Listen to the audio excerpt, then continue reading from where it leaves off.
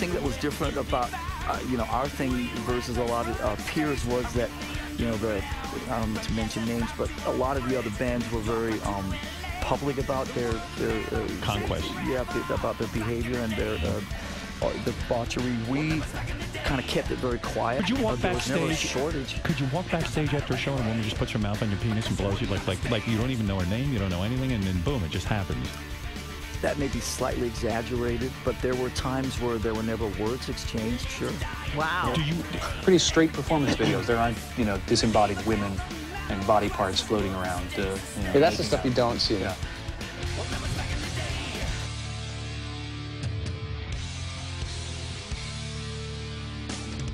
My son Justice and I, we wanted to have some sports that we did together, and so we got some bow and arrow. Justice got really good at it. I got him the little bear ones, and he shot it a couple times. He goes, "Dad, this sucks. I want a real one." So I got him this one. He was really good at it. AC/DC, Let There Be Rock. That was the record that changed my life. I used to sell pot for a living, and there was a girl that worked in a record store, and I brought her pot and she would give me records. And that was one of the records that she gave me, and I remember putting it on the turntable. And then a couple songs into it, I thought, this is my band. I've been kind of quiet about my faith. My mom's maiden name was David, what would make me a Messianic Jew. I'm a Christian with Jewish background, and somebody gave me this ram's horn, and it's called a shofar, and you're supposed to blow it, and it gets rid of spirit stuff.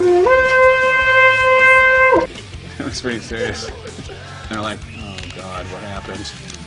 If you look at the top of your sneakers, how the laces come out of those eyelets, say where that lace comes out, that's your nerve, and the eyelet is the opening on the vertebra. Picture your shoelace coming out of the eyelet, and the shoelace is too fat. Well, that's one thing I have. The other thing, which is called stenosis, is the eyelet is too small for the shoelace. We've got a cabinet in there right now. It's got like 4 or 5 one-pound bags full of M&Ms and stuff. I can't stop eating them though. It's like I'll have a couple of them. It's like, you know, back in the day when you would do crack, you know, you smoke coke or whatever. Because I mean, I didn't start smoking crack. I'd done freebase. You know, I was fortunate enough to be able to afford the real deal. And well, not fortunate. How can you say that? It's like, oh, I'm fortunate enough to kill myself. But you know, having the candy around all the time with a fixed craving that I have. I like these because the trail mix kind of wore off on me after a while. The problem is I got on the scale and I was over 200 pounds. I've never weighed that much more weight in my life. I freaked out, and clothes don't fit me anymore. So a good thing was I got a reality check, and that's why they're actually still sitting there and they're not empty. It's difficult for me to comprehend that the only thing that you feel when you look back on the last 20 years is rooted in the Metallica thing. Okay. I'll explain in as simple terms as I can, not to stultify you, but to just make it really easy. I had nothing, then I had everything, then I had nothing again. And it was okay going from nothing to everything to nothing, but then having someone stand on the back of my head and keep me underwater made it even harder for me. I've been erased from any involvement. The quotes that I was never meant to be in here anyways, I was just filling a spot, I was just a temporary guy, I was a fucking loser and a drunk, I got kicked out. I should have been fired because I was dangerous because of my disease. My God, Lars, you guys woke me up and said, you know what, you're out. And I asked you, what, no warning? I said, no second chance? And you guys said, no, go. Good God, man, I didn't get a chance. And I've lived, and yeah, maybe for some people, you know, 18 years is a long time. For me, it seems like yesterday. I woke up and I look up and I see the guys that I love, that are my extended family. Gotta remember, all I had was my mom. All I had was you and James. We had dreams together, and I sold everything to join that dream. And then it ended. But don't kid yourself. I mean, there was ways to address what was going on, with my problem. And who I am sober is totally different from who I am drunk. Frontman Dave Mustaine is Megadeth's chief architect of Armageddon. It was his vision that sired the band, and ultimately his addictions that threatened to end it. I ended up going to treatment 15 times total before I got sober this time. I think every time I went in there, I had the intentions of this being my last time. But it's like making love with a gorilla. You don't stop till the gorilla's done. In a way, Dave's demons are not surprising, because the specter of addiction has haunted him since the day he was born. My dad could be very, very cruel to David at times. I know one time he disciplined him by grabbing his ear with a pair of pliers and dragging him down the driveway home. The youngest of 4 children and the only son, Dave was 4 when his parents divorced in the summer of '65. His wife and kids moved out, but John Mustaine wasn't finished menacing his family. We'd move, my dad would find us, we'd move again, he'd find us. I never saw a moving van during the day. We'd always move at night, and he would find my mom and we'd run. There was little solace in a life on the run, although Dave and his sister Debbie were able to get some relief from music. She used to play like Cat Stevens and Elton John music. It's not time to make a change. Just relax, take it easy. I think that's where a lot of the melody that I learned came from was, Cat Stevens is a fantastic songwriter. By the time he was 15, Dave was ready to strike out on his own. So in the fall of '76, he got his own apartment, began selling pot, and dove headfirst into a world of drugs and music.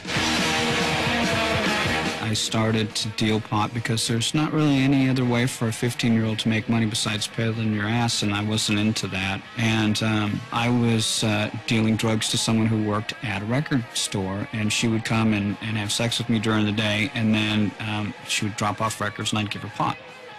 And she'd go back to work. That's how I got my first Iron Maiden record. That's how I got my first Motorhead record. Full-blown English evil music.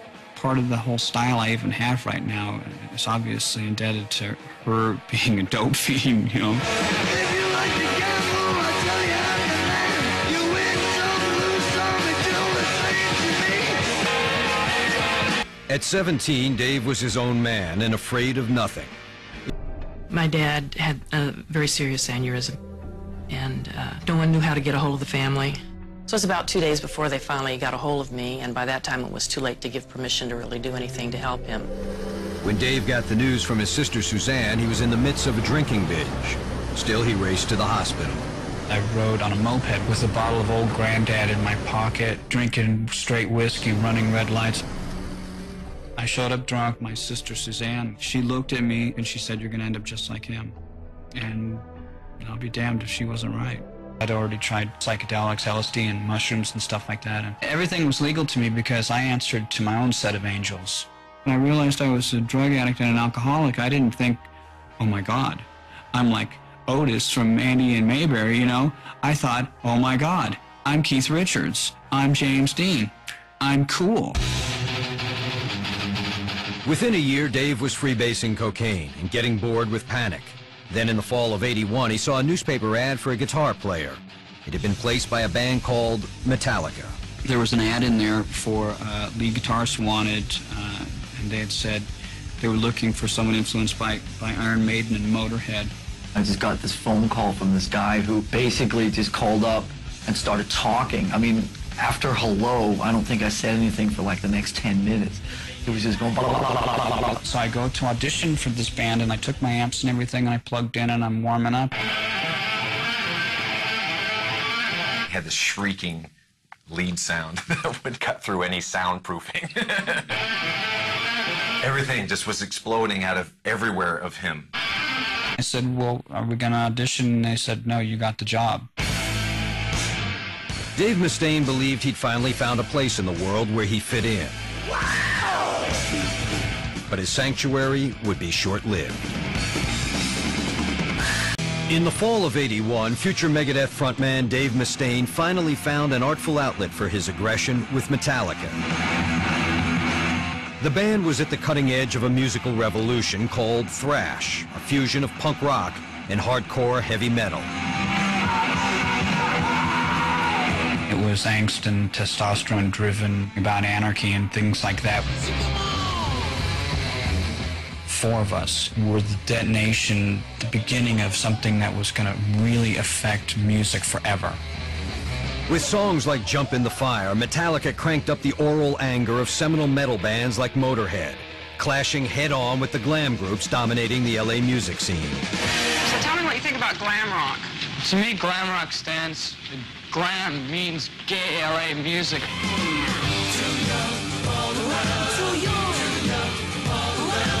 We had grown up in LA and saw all of the BS rock star podium, you know, big wig hairdo stuff, and we were so against any of that. Would you please welcome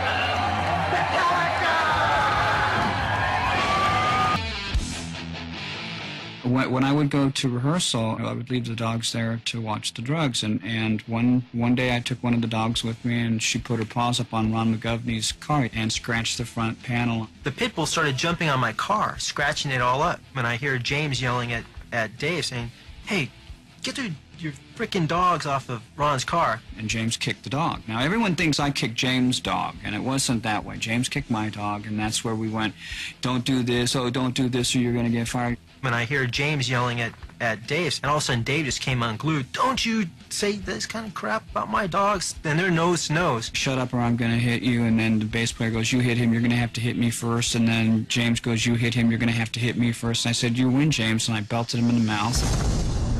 Knocked him across the room. He wasn't even expecting it.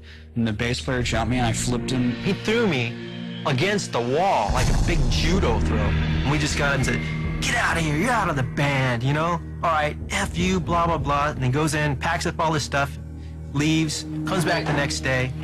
"Can I be back in the band?" We go, "All right, okay, you're back in the band." Dave was pretty much a Jekyll and Hyde. That started perpetuating the Dave's an asshole rumor, because as far as anybody knew, I was just a badass on guitar that liked to fight and drink.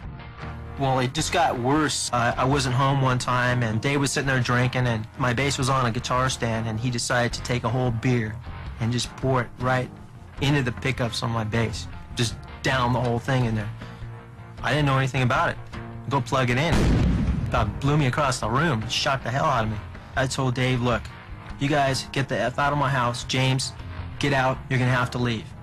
That's it. I can't take it anymore." Within weeks, McGovney was out of the band.